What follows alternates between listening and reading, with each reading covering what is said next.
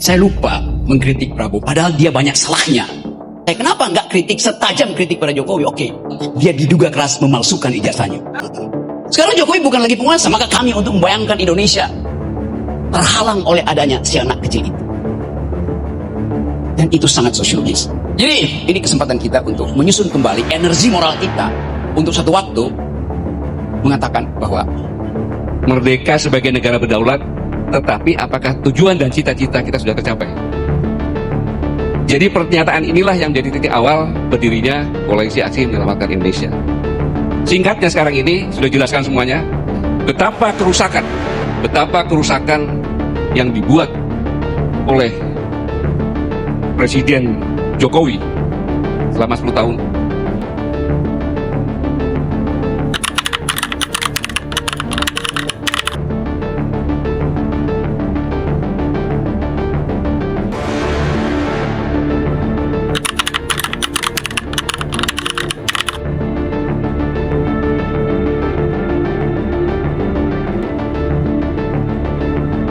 Terdengar lebih nyaring, saya naik di panggung aja. Saya lupa mengkritik Prabowo, padahal dia banyak salahnya. Kesalahan pertama Prabowo adalah menjanjikan 6.000 mobil SMK. Kan orang protes saya, kenapa nggak kritik setajam kritik pada Jokowi? Oke. Kesalahan kedua Prabowo, di kantongnya tidak dia keluarkan 11 triliun itu. Kesalahan ketiga Prabowo, dia hamburkan APBN untuk bangun IKN. Fair enough? Jadi kalau mau sama, ya begitu. Dan kesalahan keempat Prabowo adalah, dia diduga keras memalsukan ijazahnya. Itu jawabannya. Jadi, kenapa terus-menerus Jokowi jadi sasarannya? Karena saya anggota kami, bukan anggota kamu. Kami artinya kapasitas mikir. Kami dihidupkan oleh satu ide, turunkan Jokowi. Saya hidup clear. Sorry. Sekarang Jokowi bukan lagi penguasa, maka kami harus bubar. Logikanya begitu? Tidak. Jokowi sudah turun, tapi kejahatannya masih hidup. Itu soalnya. Jadi apa ya peran kami hari ini? Bukan lagi turunkan, penjarakan. Yang bilang itu siapa? Pak Gatot, Hersu, Rocky Gerung, Antoni. Tidak, emak-emak yang bilang itu, BEM yang bilang itu, buruh yang bilang itu. Tadi Ubed kasih kritik bahwa mahasiswa yang bisa diandalkan untuk memulai perubahan itu, buruh kurang. Fakta minggu lalu, Jumhur teriak keras dan semua sosial media. Kalau PPATK masih mengunci rekening, buruh akan lakukan narik uang. Tiba-tiba dalam 32 jam saya hitung dibatalkan itu karena suara dari Jumhur Hidayat. Jadi jelas keadaan ini memungkinkan kita mengatakan semua suara kami itu relevan karena di dalam organisasi ini ada yang berpikir tajam. Indrajit ucapkan satu upaya untuk melihat prospek global politics. Mulyadi menerangkan dengan bagus apa sebetulnya sumber kerusakan kita. Antoni mengucapkan dengan fasih data-data yang memungkinkan kita tahu bahwa pada akhirnya akan ada crash. Kapan itu? Ketika kesulitan ekonomi crossfire dengan tekanan politik. Idenya sempurna itu. Jadi betul tadi, siapa tadi yang ngutip Alice in the Wonderland? Snow White. Betul. Kita mengajukan pertanyaan pada Putri Salju. Mirror, mirror on the wall. Who is the smartest one of all? Hai, cermin di dinding. Siapa yang paling pinter di antara yang ada? Kata si cermin, Kabinet Merah Putih paling pinter. Tapi masih ada kami di atasnya. Saya hanya mengutip Alice in the Wonderland ya. Bacaan anak-anak saya, bacaan saya waktu masih anak-anak. Karena yang diterangkan oleh Antoni, diterangkan oleh Indrajit, diterangkan oleh Mulyadi, diterangkan oleh teman-teman semua itu menunjukkan kualitas berpikir kita yang nggak ada dendam, pada manusia, tapi kita dendam terhadap kebijakan yang dibuat oleh beberapa manusia.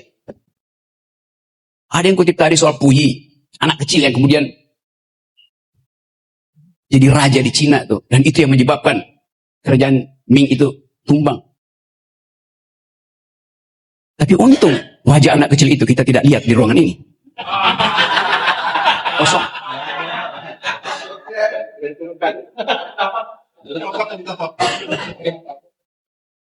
Tapi buat saya Presiden Jokowi tidak melanggar konstitusi ketika menyodorkan anak kecil itu. Dia tidak melanggar konstitusi. Yang dia langgar adalah Undang-Undang Perlindungan Anak. Jadi dia mesti dipenjara karena itu. Menyuruh anak-anak bermain di wilayah orang dewasa itu melanggar Undang-Undang Perlindungan Anak. Itu keadaan kita hari ini. Kalau kita coba bikin refleksi yang lebih tajam lagi. Semua udah ucapkan itu dengan dalil yang kuat bahwa mengambil jarak dari penjahat adalah keputusan moral. Harusnya jadi keputusan moral, bukan keputusan politik. Pak Prabowo terpilih secara elektoral. Dia punya kekuatan elektoral. Tapi hasil kekuatan elektoral itu adalah hasil transaksi politik. Bisa nggak dia ubah itu dari kekuatan elektoral menjadi kekuatan moral? Itu yang kita perlu beritahu pada presiden. Anda menang secara elektoral, tetapi ada masalah moral di situ. Maka bring moral back into politics. Kita mau itu supaya jarak itu terjadi. Nah, kami adalah kekuatan melalui perspektif moral itu. Kita nggak punya masa.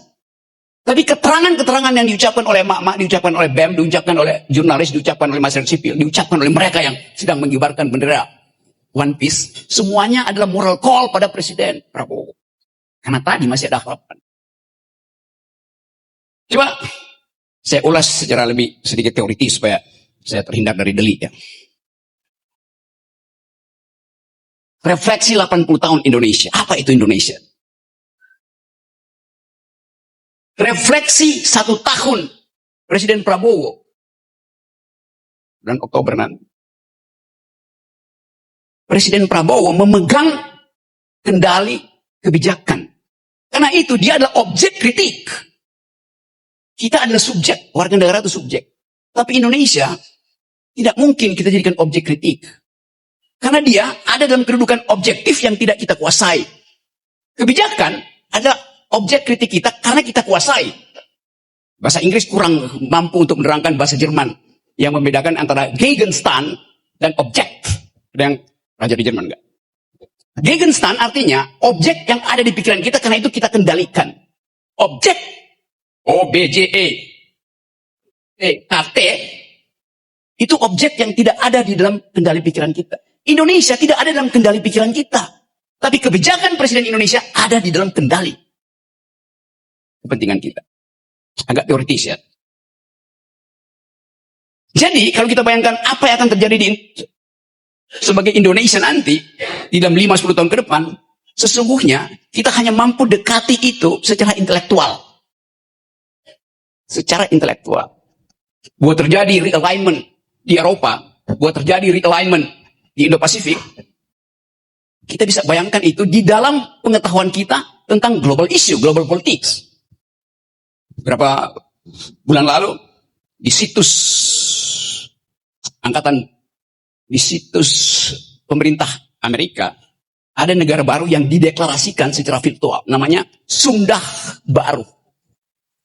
Jadi Amerika mencoba memetakan secara virtual harus ada negara baru yang di dalam konsepsi dia ada di dalam genggaman dia.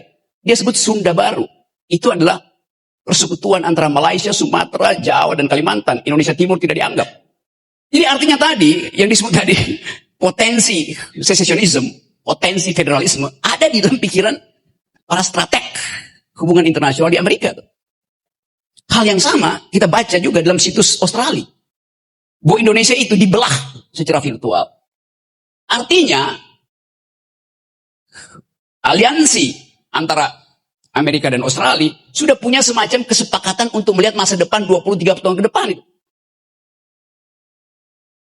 Jadi kita coba lihat pergumulan politik kita dari perspektif global politics yang tidak mungkin secara objektif kita kendalikan. Tetapi kepemimpinan Presiden Prabowo dengan sendirinya objek dari pengendalian kita. Karena hubungan legitimasi tadi. Nah, kita coba bikin proyeksi. Apa yang akan terjadi 1 tahun setelah Presiden Prabowo memerintah? Pasti kesulitan ekonomi tidak mungkin diselesaikan dalam 90 hari ke depan. Jadi konsultasi Pak Antoni sangat mungkin dijadikan alasan untuk menguji legitimasi Presiden 90 hari ke depan. Sangat mungkin, sangat dekat keadaan itu. Pembicaraan kita hari ini disiarkan streaming lewat Edi Mulyadi dan beberapa YouTuber. Real time pembicaraan kita di sini dibaca oleh investor dunia yang mau masuk ke Indonesia, mau masuk ke Danantara segala macam, yang lagi nongkrong minum kopi di Singapura, di Orchard Road, atau di Ginza, di Tokyo. Mereka saling kirim-kirim WA. Lu denger nggak, Ryan Antoni? Si investor Jepang bilang begitu pada temannya yang dari Paris bicara.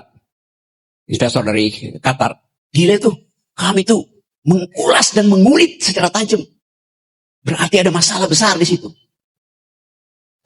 Real time, kondisi investasi itu udah berubah. Setelah Antoni ngomong, setelah Indrajit ngomong, setelah Mulyadi ngomong. Jadi bayangkan misalnya, keterangan 3 akademisi bisa membatalkan niat investasi dari mereka yang udah parkir uangnya di Singapura, tinggal menunggu. Apakah Prabowo mau mengambil moral call untuk menyingkirkan pengaruh Jokowi? Itu ditunggu investor detik ini, real time. Begitu dunia interconnected. Tidak ada isu yang tidak diketahui oleh internasional. Sementara kabinet mesti tunggu mingguan untuk bersidang.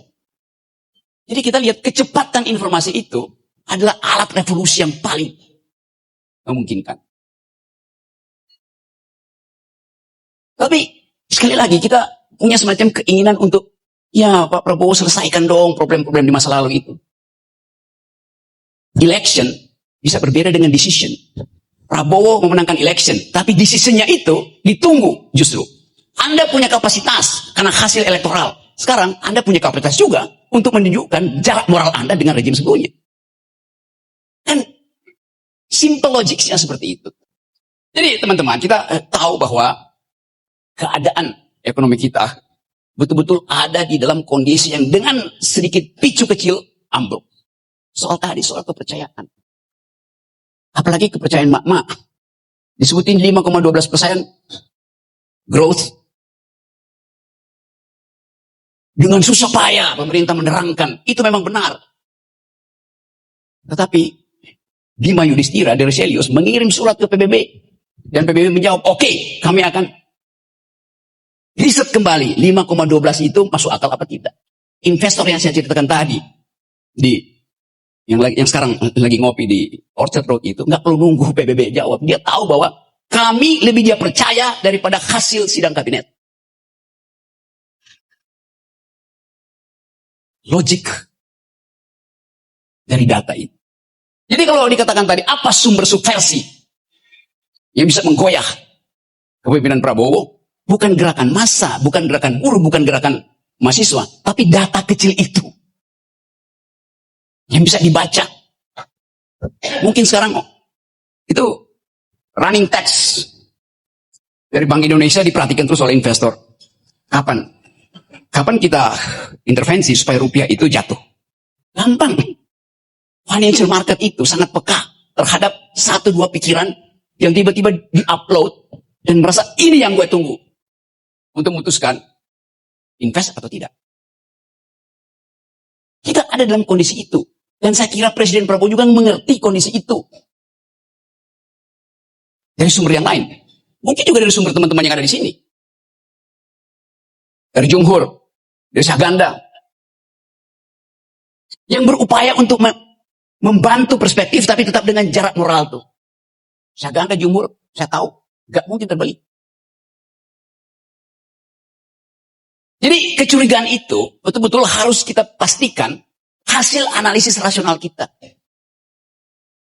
Ya saya tahu orang mengatakan Rocky Gerung itu pesimis terus.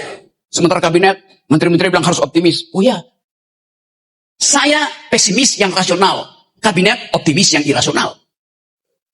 Udah. Karena kita bikin kalkulasi.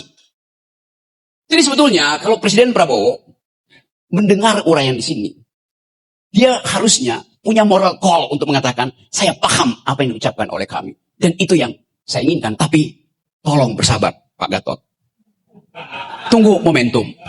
Tolong bersabar, Said Didu. Tunggu siasatku. Tambahkan sabarmu, Pak Lanyala. Karena aku lagi menyusun strategi. Saya membayangkan Prabowo bicara itu di dalam hatinya. Dan kesempatan seperti ini jadi pengukur antara siapa yang menginginkan Indonesia bertumbuh di dalam pengetahuan, bertumbuh dalam keadilan, dan siapa yang hanya mengendus-ngendus jabatan dan berupaya untuk menempel pada kekuasaan. Jadi bagus betul hari ini ada refleksi. Dan kita tahu bahwa setiap refleksi tidak harus menghasilkan aksi. Tidak harus menghasilkan aksi. Tapi refleksi yang bermutu hanya didasarkan pada kemampuan kita dan keinginan kita untuk membuat aksi itu tiba secara mendadak. Nah, kemendadakan itu yang saya duga ada di dalam banyak kelompok. Kelompok jurnalis sedang mempersiapkan kemendadakan. Teman-teman dari RRT ini juga lagi mempersiapkan kemendadakan. Para purnawirawan sudah mempersiapkan kemendadakan itu. Pati adalah pintu pertama untuk kita pahami bahwa satu persoalan lokal bisa jadi urusan nasional. Kenapa? Karena kondisi objektifnya sama. Yaitu harapan daerah untuk diguyur lewat dana-dana pusat. Tidak diperoleh. Faktanya memang begitu. Udah bertahun-tahun sebetulnya kasus itu. Tetapi begitu arogansi si bupati itu dimunculkan, maka masyarakat Jawa Tengah yang biasanya nerimo berubah menjadi ngamuk. From nerimo to amok. Kondisi ini ada di kita, laten di kita. Sebagai masyarakat yang dihina, disiksa oleh ketidakpastian. Kita disiksa oleh ketidakpastian karena menunggu tadi. Kapan Presiden Jokowi berjarak? Itu namanya siksaan. Nah, kalau siksaan itu tidak dijawab dalam 2 minggu ke depan, maka saya bikin analisis bahwa ada sesuatu yang sedang bergejolak, yang akan muncul. Dan tidak bisa lagi didiskusikan. Parlemen jalanan. Fakta itu ada di kita. Siapa yang menurunkan Presiden Soeharto? Berapa orang? 20.000 orang. Mahasiswa duduk di atas Gunung Kura-Kura. Dan Presiden Soeharto mengerti bahwa dia sudah selesai. Itulah antropologi politik kita. Pati itu 10.000 mungkin. Jadi bayangkan misalnya kalau proses pemaksulan Gibran itu mulai dibicarakan di parlemen dan pasti akan dibicarakan. Saya hanya minta supaya kalau ada demonstrasi mahasiswa, masyarakat sipil, aparat jangan cegah itu. Aparat justru bisikin aja pada Wakil Presiden. Apa? Keadaan udah berubah. Anda turun atau jadi pati. Itu menyelesaikan banyak hal. Lebih efisien daripada minta proses DPR kirim ke Mahkamah Konstitusi balik ke MPR. Itu tukar tambahnya panjang. Jadi pati bisa terjadi dalam beberapa minggu. Ketika tadi keadaan ekonomi yang tidak mungkin dipulihkan dalam waktu dekat dengan kemarahan publik yang dipendam karena ketidakpastian. Jadi apa yang memungkinkan terjadinya perubahan? Karena ketidakpastian itu sekarang ada di kafe-kafe dibicarakan tadi oleh Gen Z itu yang merasa bahwa potensi kami untuk membayangkan Indonesia terhalang oleh adanya si anak kecil itu. Dan itu sangat sosiologis. Jadi ini kesempatan kita untuk menyusun kembali energi moral kita untuk satu waktu mengatakan bahwa harus ada yang dipenjara. Terima kasih. Bismillahirrahmanirrahim. Assalamualaikum warahmatullahi wabarakatuh. Salam sejahtera, selamat malam. rekan-rekan seperjuangan yang ada di sini semuanya, wabil khusus Pak Rahmat Wahab, profesor saya yang selalu tenang tapi memberikan masukan luar biasa, dan khususnya kami daerah-daerah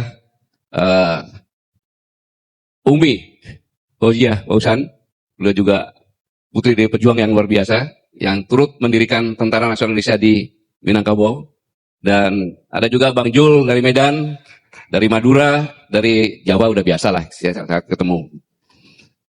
Di sini saya diawasin. Pada saya kapten atau letu, saya menjabat diawasin oleh Kapten Purnomo. Nah, sekarang Jenderal Purnomo, dia kasih intel saya, dia diawasin terus. Ketika saya Asop Kodam, saya diawasi oleh Pak Setia Sunarso itu, staf khususnya Panglima. Dan setelah saya pensiun, saya diawasi oleh Datuk dari Minangkabau, yaitu Datuk Majen TNI Purnawirawan Wat Basyah. Jadi saya harus apa ini, soalnya kalau enggak bisa bahaya, pulang langsung sidang bertiga selesai saya. Jadi saya bukan orasi, Bung Hersu, saya ralat. Saya hanya seperti biasa, saya hanya merangkum semua yang bicara, kan dulu itu nggak berubah kami dari sampai sekarang. Jadi saya hanya sebagai penyambung lidah saja, makanya pusing saya rangkumnya gimana ini. Dan terima kasih dengan Mas Rajid, kemudian Dr. Mulyadi, kemudian Bang Antoni, kemudian eksekutif komite dari waktu ke waktu, Bang Jumhur, kemudian yang kami sih biasa-biasa aja gitu kan. Pada kesempatan ini saya mengajak kita semua bersyukur kepada Allah Subhanahu wa taala, Tuhan Yang Maha Esa, karena jujur saya merasa bangga bisa hadir di sini karena Bung Rocky bilang bahwa kami ini setiap saat disoroti dan penjara menunggu. Karena apa yang disampaikan oleh kami ini adalah hal yang aktual, datanya terpercaya, tidak terbantahkan.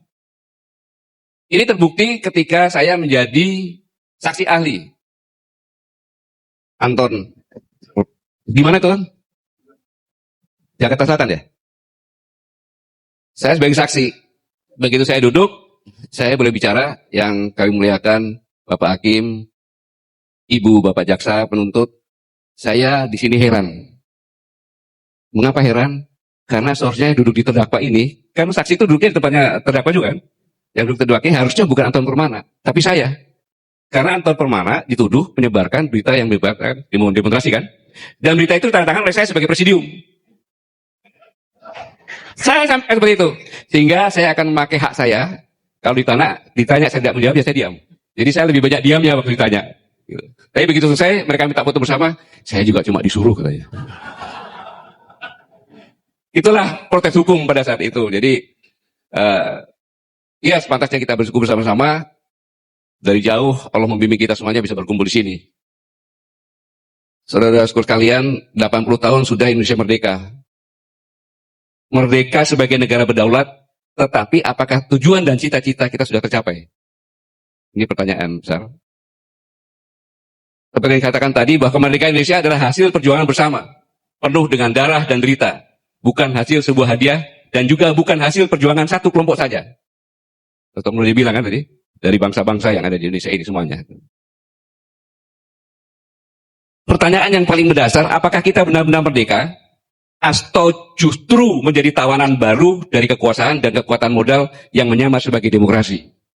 Saya tidak mengatakan Indonesia, tadi karena Pak Mulyadi. Itu susahnya menyimpulkan itu kan Pak Mulyadi.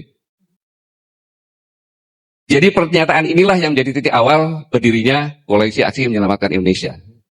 Singkatnya sekarang ini, sudah jelaskan semuanya, betapa kerusakan yang dibuat oleh Presiden Jokowi selama 10 tahun. Yang pertanyaan saya dari semua yang paparkan, kira-kira, jawab pertanyaan saya, 100 tahun bisa nggak kembali sempurna seperti lagu tadi? Bisa nggak 100 tahun menjadi seperti lagu yang tadi? Sengaja saya lakukan tadi itu menjelaskan. Bisa nggak? Saya pengen tanya, siapa yang bisa? Katakan. Tidak bisa. Tidak bisa. 100 tahun tidak bisa. Sekarang Anda bayangkan kalau Bapak Ibu sekalian jadi presiden. Tolong bayangkan. Kalau jadi presiden. Sebelumnya, saya ceritakan tadi yang Bang Rocky Gerung bilang.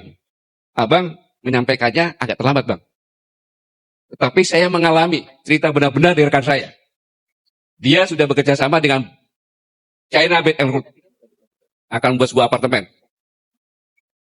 MOU diberilah uang muka 1,5 juta dolar. Terusnya termin pertama pada bulan September. Tapi dari China minta, bisa nggak diundur sampai dengan pelantikan presiden? Teman saya bilang, cengli lah, kita harus cengli kan? Diundur. Kemudian, begitu sampai presiden, minta diundur lagi. Boleh nggak kalau diundur setelah penentuan menteri-menteri? Begitu penentuan menteri-menteri, dia mengundurkan diri. Ini fakta. Mengundurkan diri, dan dia menawarkan. Konsekuensinya silakan ambil 1 juta dolar. Tapi kalau setahun kemudian ada perubahan, belum ada kerjasama, mari kita sama dengan kita lagi. Jadi sejak awal memang, yang saya sampaikan di forum AFTA itu karena berdasarkan dari itu.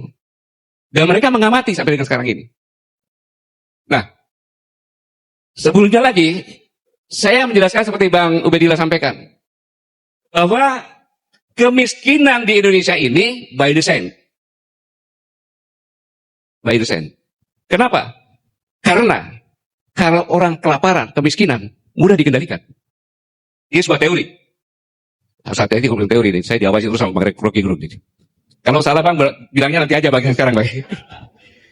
Saya mas bahwa kalau orang lapar itu mudah dikendalikan. Anda ingin bukti, silakan pulang, beli ayam, ya kan, beli ayam, dikurung, 3 hari jangan kasih makan, kasih minum aja. Setelah 3 hari, cabutin bulunya satu-satu. Oke. Habis taruh. Anda datang, lari kan? Coba bawa beras. Datang itu ayamnya. Jadi teori inilah yang dilakukan, sehingga pada saat pemilu yang akan datang itu, mudah dikendalikan. Cukup dengan amplop-amplop itu saja. Mengendalikan, membuat orang miskin, paling gampang. Apa? Korupsi.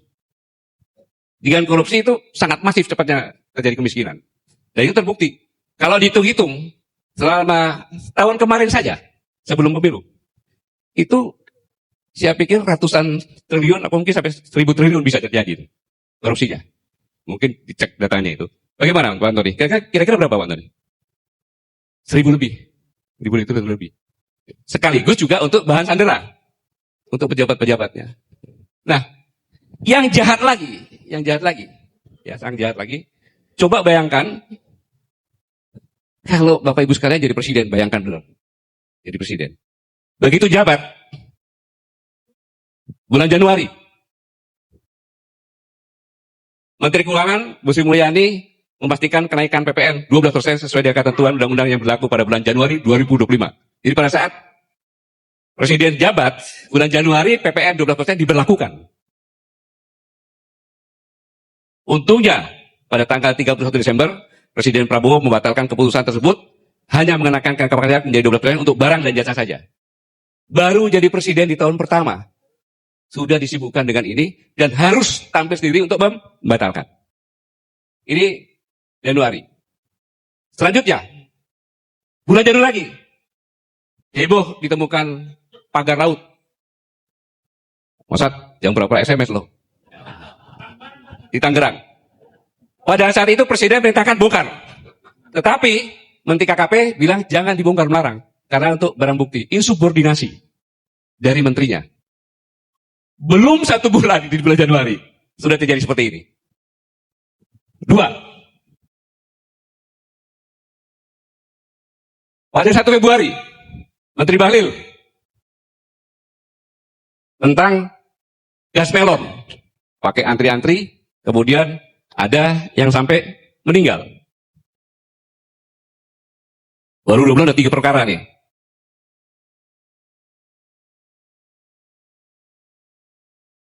Dan kebijakan Bahlil dibatalkan oleh Presiden. Yang keberapa itu? 3 ya? Masih bulan Februari lagi. Heboh, bensin oplosan. Ini kalau terlambat diketahui, mesin-mesin motor masyarakat kecil itu rusak ini. Akhirnya berbondong-bondong ngisi bahan bakar di Shell. Sebelum saya lanjutkan, saya menduga ini adalah sabotase struktural. Disabotase yang dilakukan oleh struktural pemerintahan sendiri. Saya menduga itu. Boleh saya menduga seperti itu. Kalau dia panggil saya sebagai yang menyampaikan ini. Sambut saja tekstual. Dan dilakukan oleh pemerintah kepada presiden. Hasilnya nanti saya kasih lihat hasilnya.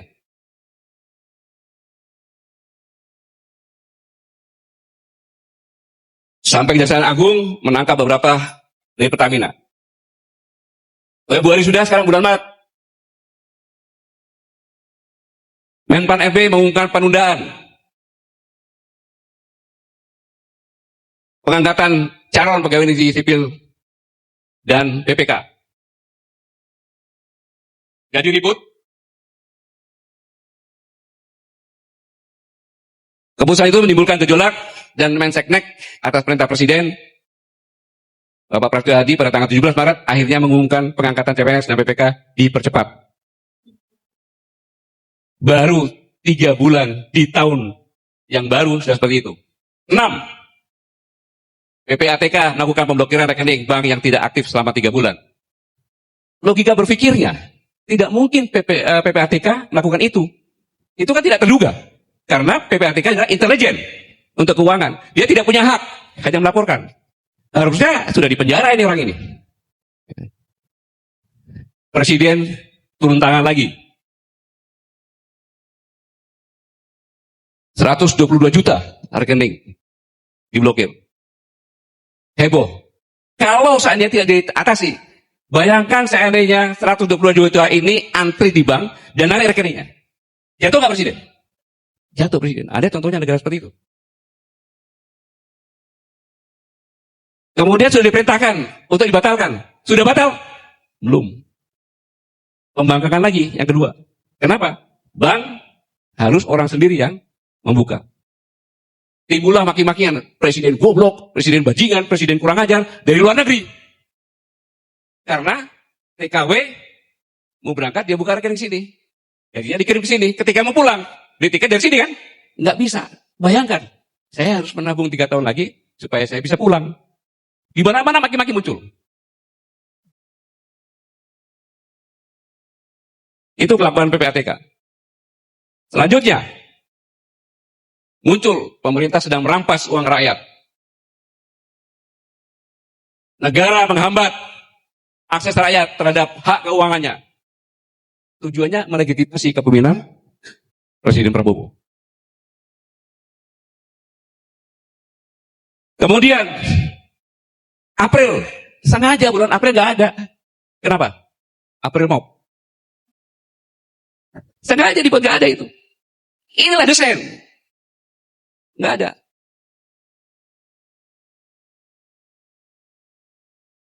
Langsung ke bulan Juni. Heboh tentang tambang nikel di Raja Ampat yang merupakan surga terakhir dunia. Dunia internasional juga mengutuk.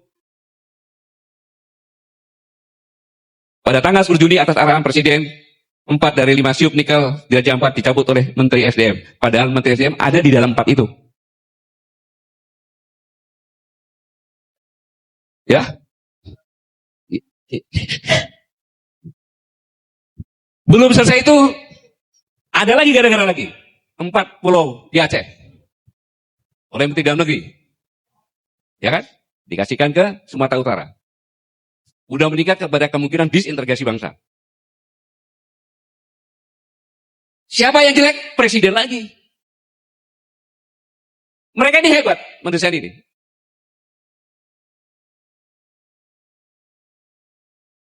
Selanjutnya bulan Juli. Seorang pejabat di Komdiki mengeluarkan wacana WA call.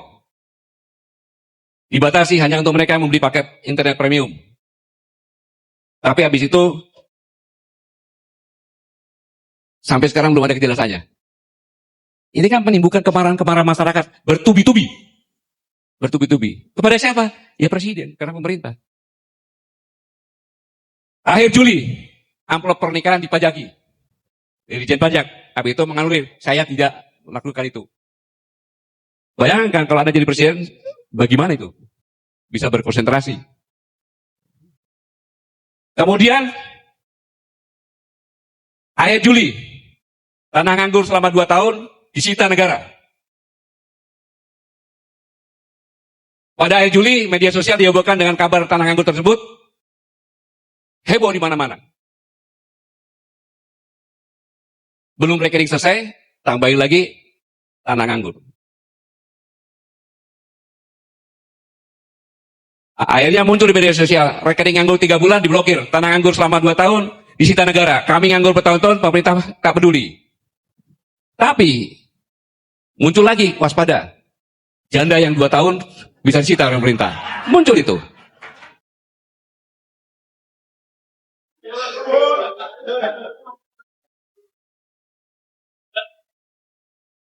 Habis itu menterinya menanggapi semuanya, memangnya mbahmu bisa bikin tanah. Menterinya seperti itu. Seorang menteri bicara seperti itu. Bukannya mendinginkan, tapi seperti itu. Untung belum ada pati itu. Dan akhirnya minta maaf. Keributan demi keributan itu masih terus berlanjut. Karena bulan Juli itu harus puncaknya sampai Agustus. Maka bulan Juli ada lagi. Ketika Presiden memberikan abolisi dan amnesti untuk Thomas Lembong dan Hasto, keputusan Presiden diserang. Saya tahu yang menyerang itu adalah gabungan YouTuber Nusantara. Akhirnya majulkan Prabowo. Itu tujuan mereka memang. Bahkan saya yakin Bapak Ibu sini mungkin setengahnya lebih sudah membenci sama Prabowo. Iya kan? Saya bicara tenang. Kenapa? Kami itu adalah organisasi yang mandiri dari orang-orang intelektual yang sudah final, maka kami tidak mencari posisi. Saya ulangi, kami tidak mencari posisi, tapi kami mencari kontribusi apa yang bisa diberikan kepada negara ini agar selamat. Jadi jangan dibilang saya orangnya Prabowo, bukan. Ketika pemilu kemarin, saya tidak. Bahkan dari diskusi, apakah kami kita bubarkan karena sudah memasukkan politik praktis? Jangan. Itulah hebatnya kami. Lebih baik kami nonaktif sementara memilih. Ya silakan. Ya tinggal 10 sampai 11 orang saja. Kalau kita diskusi. Orang bilang Barangkali Sakti biar saja. Sampai sekarang ada nggak anggota kami yang masuk pada posisi dari kami? Nggak ada kan? Karena kami bukan cari posisi. Tidak. Tapi kontribusi apa yang bisa kami berikan untuk negara? Kemudian 8 Agustus 2025, Menteri Keuangan lempar wacana rakyat untuk ikut urunan dan partisipasi untuk gaji dosen. Di kampusnya Pak Saganda itu udah ngomongnya itu. Kan sama aja menurunkan bahwa dosen-dosen itu adalah orang yang tidak perlu dihargai. Ini jangan sembarangan, ini kata-kata ini sangat luar biasa ini. Nah, kemudian puncaknya tanggal 13 Agustus 2025. Ibu besar di Pati menolak kenaikan PBB sebesar 250. Terjadi keributan. Ya ada kesalahan kepemimpinan, ya. Tapi inilah yang saya katakan bom waktu yang didesain dengan cara cerdas. Saya ulangi, bom waktu yang didesain secara cerdas untuk mempercepat penurunan Prabowo digulingkan. Sudah nggak tahan supaya anaknya naik. Boleh saya menduga seperti itu. Memang seperti itu kali ini. Intinya. Karena apa? Sepanjang 10 tahun dana transfer ke daerah, tolong grafiknya. Selama 10 tahun dana transfer ke daerah, baru sekarang ini lebih kecil dari 10 tahun yang lalu. Kurang lebih sekitar 25%. Kurang lebih. Dipotong. Ya? 20 apa? 24 sekian, Bang. Iya. 24 sekian. Tahu akan apa dibagi-bagi aja kan? Ini kita di kami biasa, justru seperti biasa. Ya. Kan itu aja. 650 per 86,864 dikalikan 100% saja kan gitu. Kira-kira di atas 20 lah, Bang. Ya kita ambil jalan tengah, ya Bang. Ya.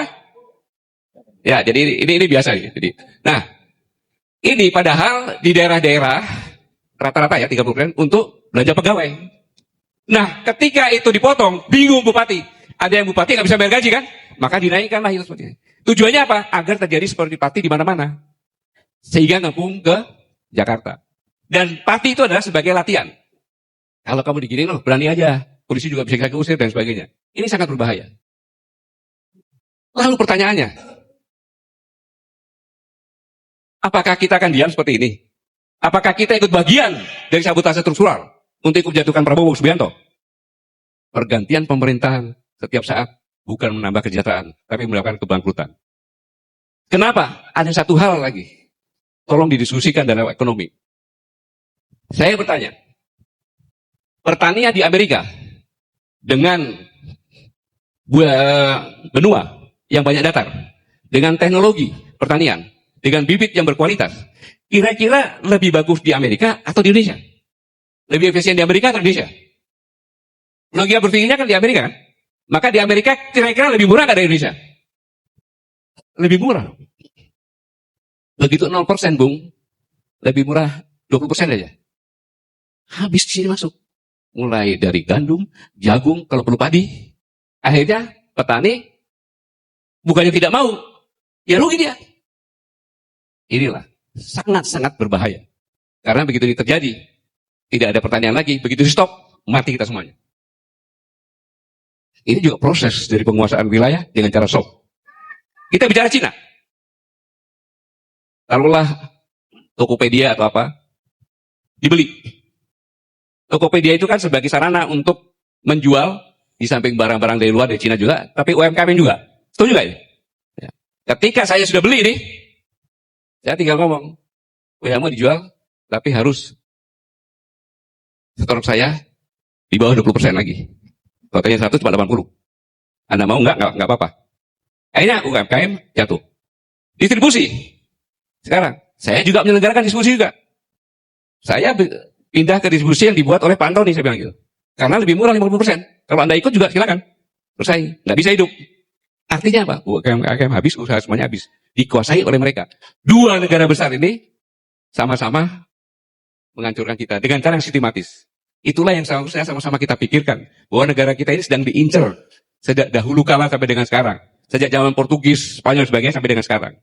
Dan dalam kondisi seperti ini, saya menghimbau, saya bukan orangnya Pak Prabowo. Saya bukan siapa-siapa. Saya adalah kami. Yang harus menyuarakan apa adanya. Nggak ada alternatif lain. Mari kita bergandengan tangan. Kohesi nasional yang sudah pecah kita perbaiki. Hukum yang tajam ke atas, terbalik, tajam ke bawah, tumbul ke atas, kita perbaiki. Tata krama budaya yang hilang, perbaiki. Dengan apa? Ya kita ngajak demo ke presiden. Masa udah tahu seperti itu masih mempertahankan menteri-menteri yang seperti itu? Seperti yang Bu Rocky bilang. Iya dong. Kita sudah memperingatkan seperti ini, Bu Rocky semuanya mengingatkan. Jelas. Dan buktinya usaha yang seperti itu sudah ada. Kemudian sudah dihianati dengan sistematis seperti ini. Masih tetap. Aneh dong. Memang saya sadar tidak mungkin begitu cepat. Ada tahapan-tahapannya. Karena struktural ini, yang saya katakan sabotase struktural, itu berlapis. Mulai daripada menteri, deputinya, sampai ke bawah. Karena yang menentukan deputi kementerian kan TPA, tim penilaian akhir. Yaitu ada BIN, ya. Kemudian dipimpin Wapres, ya kan. Kemudian waktu itu kementerian terkait, terus dihapuskan. Jadi cukup BIN aja, Pak. Itu isinya saya dengar 5, Pak. Udah, nggak bisa dicari lagi, udah. Geser. Jadi orang mereka yang semuanya sudah masuk. Inilah yang saya katakan di hari ulang tahun kelima ini, kalau kita ingin reuni Indonesia ke depan, kita selamatkan sama-sama Indonesia. Setelah kita tahu permasalahan-permasalahan ini. Tidak mengenai ini fakta semuanya ada, saya sampaikan. Patut kita mencurigai seperti ini. Mari kita bergandengan tangan, kita ajak semua masyarakat bergandengan tangan, agar membalikan Indonesia seperti lagu yang kita lakukan tadi. Ya, itu cara yang paling efektif. Tapi caranya adalah bukan cara seperti yang tadi, bukan cara lewat konstitusi. Kan? Cara tekanan-tekanan psikologis tadi ya kan? Pelajaran dari Pati dan sebagainya, untuk lakukan itu. Akan lebih efisien.